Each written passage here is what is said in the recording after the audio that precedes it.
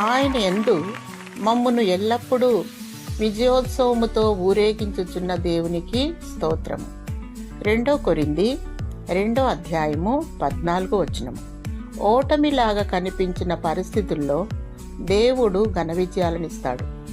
చాలాసార్లు శత్రువు కొంతకాలం జయిస్తాడు, దేవుడు చూస్తూ ఊరుకుంటాడు.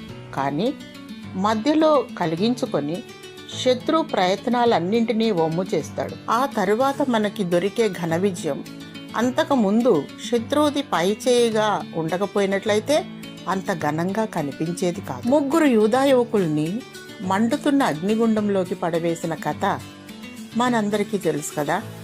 ఇక్కడ శత్రువు గెలిచినట్టే ముందు అనిపించింది. సజీవుడైన దేవుని సేవకులు భయంకరమైన అపజయాన్ని ఎదుర్కోబోతున్నట్లు అనిపించింది.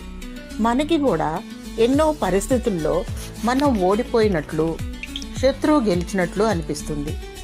ఆ యూదులను మంటల్లోకి విసిరేసిన పగవాళ్ళు ఆనందంగా తొంగి చూస్తున్నారు, ఆ యువకులు అగ్నికి ఆహుతైపోతారని. అయితే వాళ్ళు అగ్నిగుండంలో హాయిగా పచార్లు చేస్తూ ఉండటం చూసి నివ్వెరపోయారు. నెబుకద్నెజరు వాళ్లను అగ్ని నుండి బయటకు రమ్మని పిలిచాడు.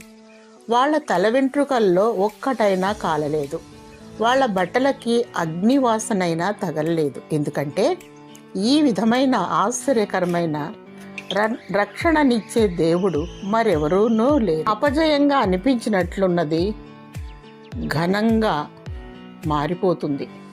ప్రియబిడ్డ, అపజయంలో ఉన్నాను అనుకుంటున్నావా?